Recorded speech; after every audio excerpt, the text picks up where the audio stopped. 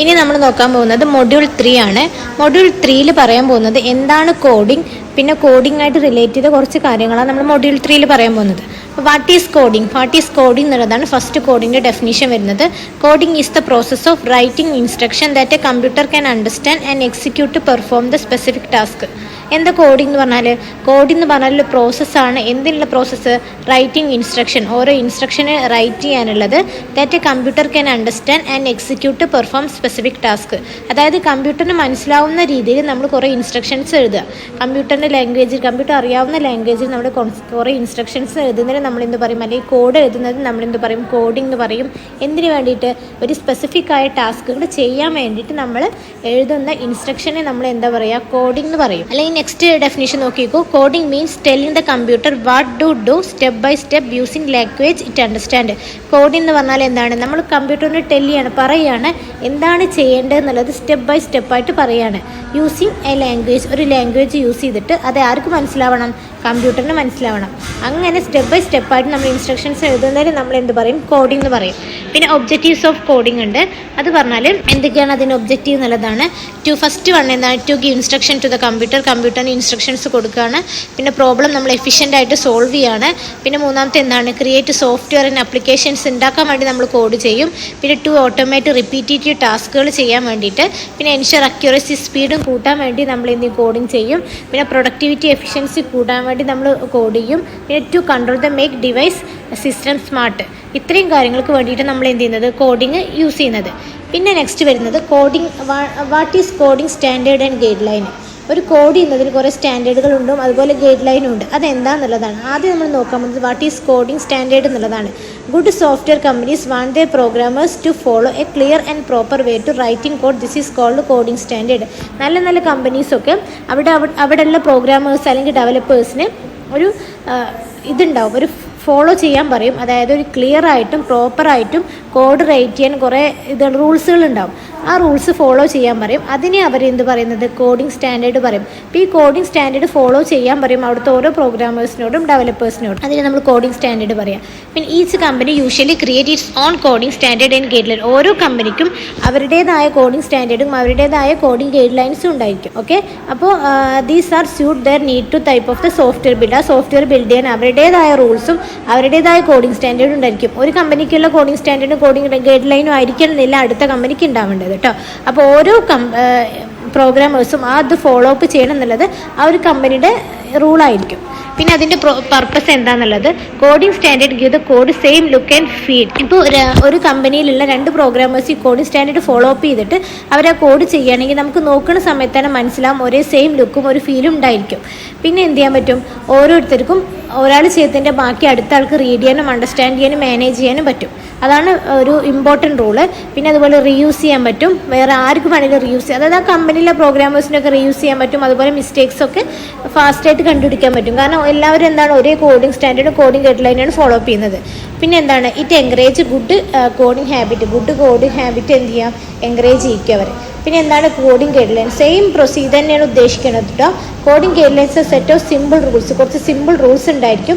And advices ഉണ്ടായിരിക്കും. That help programmers to write code in a clear, neat and correct way.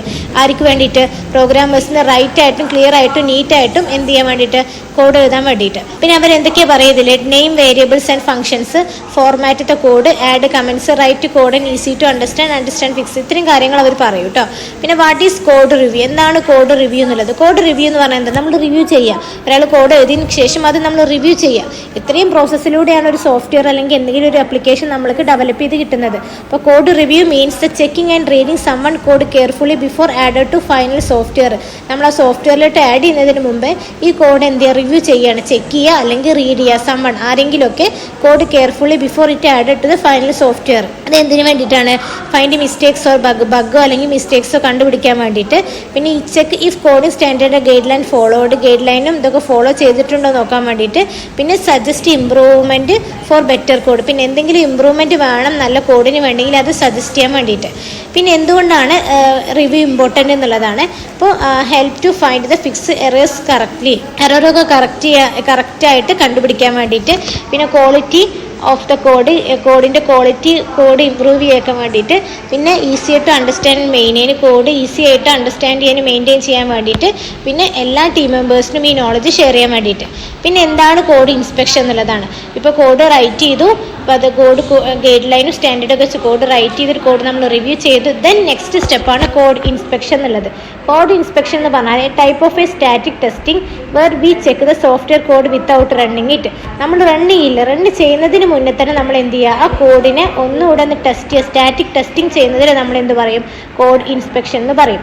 The goal is to carefully look at the code and find any mistakes early. ഇതിൻ്റെ main ആയിട്ടുള്ള goal എന്താണ്, നമ്മൾ early ആയിട്ട് തന്നെ, അതായത് നേരത്തെ തന്നെ എന്ത് ചെയ്യുക, നമ്മുടെ കോഡിൽ എന്തെങ്കിലും മിസ്റ്റേക്സ് ഉണ്ടോ എന്നത് ഫൈൻഡ് ചെയ്യാൻ വേണ്ടിയിട്ടാണ്. ഇങ്ങനെ ചെയ്താൽ ഒരുപാട് എറേഴ്സ് സ്പ്രെഡ് ചെയ്യുന്നത് നമുക്ക് ആദ്യം തന്നെ കണ്ടുപിടിക്കാൻ പറ്റും. അതുപോലെ ഒരുപാട് എറേഴ്സിന് ഫിക്സ് ചെയ്യാനും നമുക്ക് പറ്റും. കോഡ് ഇൻസ്പെക്ഷൻ എന്ന് പറഞ്ഞാൽ കോഡ് റിവ്യൂവിൻ്റെ ഒരു പാർട്ട് തന്നെയാണ് ഈ കോഡ് ഇൻസ്പെക്ഷൻ എന്ന് പറഞ്ഞാൽ കേട്ടോ. പിന്നെ purpose of a code inspection, ഇതിൻ്റെ ആവശ്യകത എന്താണെന്നുള്ളതാണ്. It check for any error that present in the software code. എന്തെങ്കിലും എറേഴ്സ് ഉണ്ടെങ്കിൽ അത് എന്ത് ചെയ്യാൻ ചെക്ക് ചെയ്യാൻ വേണ്ടിയിട്ട്. പിന്നെ it identify the required process improvement. It check whether coding standard follow ചെയ്തിട്ടുണ്ടോ നോക്കാൻ വേണ്ടിയിട്ട്. It involve peer examination code. It document defect in software code. ഇത്രയും കാര്യങ്ങളാണ് ഇതിൻ്റെ എന്താണ് ആവശ്യകത.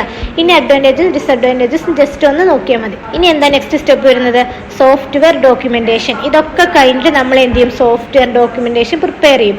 Software documentation means the written notes or text that come along with the software program.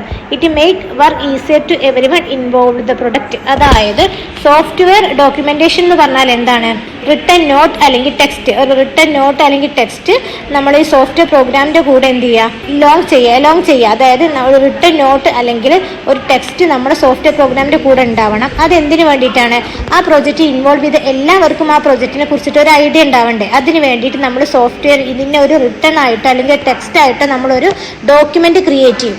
Okay, ഇനി അതിൽ നമ്മൾ SRS എന്ന് ഞാൻ ആദ്യം പറഞ്ഞിട്ടുണ്ടായിരുന്നു, സോഫ്റ്റ്വെയർ റിക്വയർമെന്റ് സ്പെസിഫിക്കേഷൻ. അതൊക്കെ ഒരു എക്സാമ്പിളാണ് എന്തിന്, ഈ സോഫ്റ്റ്വെയർ റിക്വയർമെന്റ് സ്പെസിഫിക്കേഷൻ എന്നൊക്കെ പറഞ്ഞാൽ എന്തിന് എക്സാമ്പിളാണ്, ഇങ്ങനെ ഡോക്യുമെന്റ് ആക്കി വെക്കുന്നതിന് എക്സാമ്പിളാണ്. ഇതാണ് എക്സാമ്പിൾ എന്ന് കണ്ടോ, make any software we write down this needed. This is called software requirement specification. This happen during the requirement gathering stage in software development life cycle. Next വരുന്ന ടോപ്പിക്കാണ് ക്ലാസിഫിക്കേഷൻ ഓഫ് ടെസ്റ്റിംഗ്. ഇവിടെ നമുക്ക് ടെസ്റ്റിങ്ങിനെ എങ്ങനെയൊക്കെ classify ചെയ്യാന്നുള്ളതാണ്. അപ്പോൾ ആദ്യം നമ്മൾ software ടെസ്റ്റിങ്ങിനെ രണ്ടായിട്ട് divide ചെയ്തിട്ടുണ്ട്, മാനുവൽ ടെസ്റ്റിങ്ങും ഓട്ടോമേഷൻ ടെസ്റ്റിങ്ങും. അതിൽ മാനുവൽ ടെസ്റ്റിങ്ങിൽ തന്നെ നമ്മൾ white box, black box, grey box ഇങ്ങനെ മൂന്നായിട്ട് ഡിവൈഡ് ചെയ്തിട്ടുണ്ട്. ദെൻ ബ്ലാക്ക് ബോക്സ് നമ്മൾ ഫംഗ്ഷണലും നോൺ ഫംഗ്ഷണലും ആക്കിയിട്ടുണ്ട്. പിന്നെ താഴെ വരുന്ന യെല്ലോ കളർ കണ്ടോ, അതാണ് ഇമ്പോർട്ടൻ്റ് ആയിട്ട് വരുന്ന ടെസ്റ്റിങ്സ്. അതായത് യൂണിറ്റ് ടെസ്റ്റിംഗ് ഫസ്റ്റ് വരും, എന്നിട്ട് ഇൻ്റഗ്രേഷൻ ടെസ്റ്റിംഗ് വരും, പിന്നെ നമ്മൾ സിസ്റ്റം ടെസ്റ്റ് ചെയ്യും, പിന്നെ പെർഫോമൻസ്, യൂസബിലിറ്റി, കോമ്പറ്റബിലിറ്റി ടെസ്റ്റിംഗ്.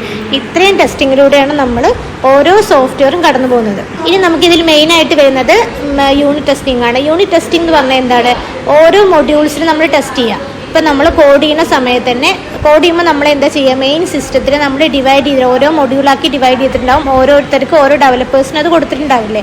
അപ്പോൾ ഓരോ മൊഡ്യൂൾ നമ്മൾ ജസ്റ്റ് കോഡ് ചെയ്യുക, എന്നിട്ട് അത് അപ്പോഴേ ടെസ്റ്റ് ചെയ്യുക. അപ്പോൾ ടെസ്റ്റ് ചെയ്യുന്ന സമയത്ത് നമുക്ക് എന്തെങ്കിലും എറേഴ്സ് ഉണ്ടെങ്കിൽ നമുക്ക് അപ്പോഴേ കണ്ടുപിടിക്കാൻ പറ്റില്ലേ. എന്നാലല്ലേ അടുത്ത ലാസ്റ്റ് വരുമ്പോൾ ഒരുപാട് ബഗ്, ഒരുപാട് എറർ നമുക്ക് ഒഴിവാക്കാൻ പറ്റും. അതിനെ നമ്മൾ യൂണിറ്റ് ടെസ്റ്റിംഗ് പറയാം. അതായത് unit testing is the process of checking the smallest part of your code. നമ്മളെ കോഡിൻ്റെ ഏറ്റവും സ്മോളസ്റ്റ് ആയിട്ടുള്ള പാർട്ട് നമ്മളിങ്ങനെ ചെക്ക് ചെയ്യുകയാണ് ചെയ്യുന്നത്. Like individual functions or method or make sure they work correctly. It involve running this part one by one and verifying their result. The unit test is a small piece of code. ഇത്രയും കാര്യങ്ങൾ നമ്മൾ unit ടെസ്റ്റിൽ നോക്കാം. ഇനി ഇതാണ് unit ടെസ്റ്റിന്റെ ഒരു procedure വരുന്നത്. പിന്നെ multiple test for one function or called test cases. ഇവരെ കുറേ ടെസ്റ്റ് കേസസ് ഉണ്ടായിരിക്കും. അതായത് മൾട്ടിപ്പിൾ ടെസ്റ്റ് ഫോർ വൺ ഫംഗ്ഷനെ നമ്മൾ എന്ത് പറയുക, ഒരു ഫംഗ്ഷനിൽ തന്നെ നമ്മൾ മൾട്ടിപ്പിൾ ആയിട്ട് ടെസ്റ്റ് ചെയ്യുന്നത് നമ്മൾ എന്ത് പറയും, ടെസ്റ്റ് കേസസ് എന്ന് പറയും. ഇനി നമുക്ക് ഇതിന്റെ യൂണിറ്റ് ടെസ്റ്റിന് സ്ട്രാറ്റജീസ് ഉണ്ട്. അത് logic check, boundary check, error handling, object oriented checks. ഇതൊക്കെ ജസ്റ്റ് ഒന്ന് നോക്കുക കേട്ടോ. പിന്നെ ബെനിഫിറ്റ്സ്, യൂണിറ്റ് ടെസ്റ്റിംഗിന്റെ ബെനിഫിറ്റ്സ് എന്തൊക്കെയാണെന്നുള്ളതാണ്. നമ്മൾ ആദ്യം തന്നെ നമുക്ക് ഏർലി ഡിറ്റക്ഷൻ ഇഷ്യൂസ് ഉണ്ട്. പിന്നെ ഇംപ്രൂവ്ഡ് കോഡിൻ്റെ ക്വാളിറ്റി ഇമ്പ്രൂവ് ചെയ്യിക്കുക. പിന്നെ കോൺഫിഡൻസ് ഇമ്പ്രൂവ് ചെയ്യാൻ പറ്റും. പിന്നെ ഫാസ്റ്റായിട്ട് ഡെവലപ്പ് ചെയ്യാൻ പറ്റും. പിന്നെ ബെറ്ററായിട്ട് ഡോക്യുമെൻറ്റ് ചെയ്യാം. പിന്നെ ഫെസിലിറ്റേഷൻ, റീഫാക്ടറിങ്, പിന്നെ റെഡ്യൂസ്ഡ് ടൈം ആൻഡ് കോസ്റ്റ്. ഇത്രയും കാര്യങ്ങൾ നമുക്ക് ഇതുകൊണ്ടുള്ള ഇമ്പ്രൂവ്മെൻറ്റ്സ് ആണ് അല്ലെങ്കിൽ അഡ്വാൻറ്റേജസ് ഉദ്ദേശിക്കുന്നത്. പിന്നെ അതിൻ്റെ ഡിസഡ്വാൻറ്റേജസും ജസ്റ്റ് നോക്കുക. പിന്നെ നെക്സ്റ്റ് വരുന്ന ടെസ്റ്റിംഗ് ആണ് ഇൻ്റഗ്രേഷൻ ടെസ്റ്റിംഗ്. ഇൻ്റഗ്രേഷൻ ടെസ്റ്റിംഗ് എന്ന് പറഞ്ഞാൽ എന്തായിരുന്നു, നമ്മൾ യൂണിറ്റ് ടെസ്റ്റിങ്ങിന് ശേഷമാണ് നമ്മൾ ഇൻ്റഗ്രേഷൻ ടെസ്റ്റ് ചെയ്യുക. അപ്പോൾ നമ്മൾ ഓരോ മൊഡ്യൂളിലായിരുന്നു ഇതുവരെ ടെസ്റ്റ് ചെയ്തിരുന്നത്. ബട്ട് ഇൻ ഇൻ്റഗ്രേഷൻ ടെസ്റ്റിംഗ് നമ്മൾ എന്ത് ചെയ്യും, മൊഡ്യൂൾസിനെ തമ്മിൽ കമ്പൈൻ ചെയ്യും. കമ്പൈൻ ചെയ്തിട്ട് അവിടെ എന്തെങ്കിലും എറർ വരുന്നുണ്ടോ, വർക്കിംഗ് കറക്റ്റ് ആവുന്നില്ലേ, എന്തൊക്കെയാണ് ബഗ് എങ്കിൽ ബഗ് റേസ് ചെയ്യുന്നത് നോക്കും. എന്നിട്ട് അത് നമ്മൾ ടെസ്റ്റ് ചെയ്ത് കണ്ടുപിടിച്ചിട്ട് നമ്മൾ അത് സോൾവ് ചെയ്തിട്ടാണ് നെക്സ്റ്റ് മൂവ്മെൻറ്റ് ചെയ്യുക. അതിന് വേണ്ടിയുള്ള ഇൻ്റഗ്രേഷൻ ടെസ്റ്റ് എന്ന് പറഞ്ഞാൽ, അതായത് integration testing is A software testing technique that focus on verifying interactions and data exchange between different component or module of the software applications. അതായത് ഈ ഫിഗർ നോക്കിയാൽ മനസ്സിലാവും, മൊഡ്യൂൾ എ മൊഡ്യൂൾ ബി ഇതിന് രണ്ടും നമ്മൾ എന്ത് ചെയ്യും, കമ്പൈൻ ചെയ്യും. കമ്പൈൻ ചെയ്തിട്ട് നമ്മൾ എന്ത് ചെയ്യും, ടെസ്റ്റ് ചെയ്യും. ടെസ്റ്റ് ചെയ്യുന്നതിനെ നമ്മൾ എന്ത് പറയും, യൂണിറ്റ് ടെസ്റ്റിംഗ് എന്ന് പറയും. സോ ഇൻ്റഗ്രേഷൻ ടെസ്റ്റിംഗ് എന്ന് പറയും. ഇത് കേട്ടോ performed after unit testing and before system testing ആണ്. ഇതിന് help to find the fix integration problem early in the development, reduce risk bigger costly issues later, one of the basic type of the software testing. അപ്പോൾ first നമ്മൾ ഏത് ടെസ്റ്റിംഗാണ് പഠിച്ചത്, unit testing, അതൊരു basic testing ആണ്. Then നമ്മൾ ചെയ്തത് integration testing. ഇപ്പോൾ നമ്മൾ 2 ടെസ്റ്റിംഗ് നമ്മൾ കവർ ചെയ്തിട്ടുണ്ട്. പിന്നെ എന്തുകൊണ്ടാണ് ഇൻ്റഗ്രേഷൻ ടെസ്റ്റിംഗ് ഇമ്പോർട്ടൻറ്റ് പറയുന്നത്, പിന്നെ അതിൻ്റെ step, how to write integration test, എങ്ങനെ ഇൻ്റഗ്രേഷൻ ടെസ്റ്റ് റൈറ്റ് ചെയ്യുക എന്നുള്ളത്. ഓക്കെ, ഇനി ടൈപ്സ് ഓഫ് ഇൻ്റഗ്രേഷൻ ടെസ്റ്റിംഗ് ഇതിൽ വരുന്നുണ്ട്. നമുക്ക് അതിൽ പഠിക്കാൻ വരുന്നത് ഇത്രയും ടെസ്റ്റിംഗ് നമുക്കുണ്ട്. Big bang integration testing, bottom up, top down and mixed integration testing. ഇതിൽ നമുക്ക് ബോട്ടം അപ്പും ടോപ്പ് ഡൗണും നമുക്ക് നോക്കാനുണ്ട്. ബോട്ടം അപ്പ് എന്ന് പറഞ്ഞാൽ എന്താണ്, in bottom up testing each module at lowest level are tested with highest module until all modules are tested. ഇവിടെ നമ്മൾ എന്താണ്, bottom താഴത്ത് നിന്ന് നമ്മൾ ടെസ്റ്റ് ചെയ്ത് കൊണ്ടുവരണം, ബോട്ടം ടു അപ്പ്. അതാണ് ബോട്ടം അപ്പ് ടെസ്റ്റിംഗ് പറയുന്നത്. ഈച്ച് മോഡ്യൂൾ അറ്റ് ലോവസ്റ്റ് ലെവലിൽ ഓരോ മോഡ്യൂൾസ് നമ്മൾ എന്ത് ചെയ്യാണ്, എന്തായിട്ട് കമ്പൈൻ ചെയ്യാണ്, ഹയസ്റ്റ് മോഡ്യൂളായിട്ട് കമ്പൈൻ ചെയ്ത് ടെസ്റ്റ് ചെയ്ത് പോകുന്നത് നമ്മൾ എന്ത് ചെയ്യും, ബോട്ടം അപ്പ് ഇൻ്റഗ്രേഷൻ ടെസ്റ്റിംഗ് പറയും. അതിൻ്റെ അഡ്വാൻറ്റേജസും ഡിസഡ്വാൻറ്റേജസും ജസ്റ്റ് ഒന്ന് നോക്കുക.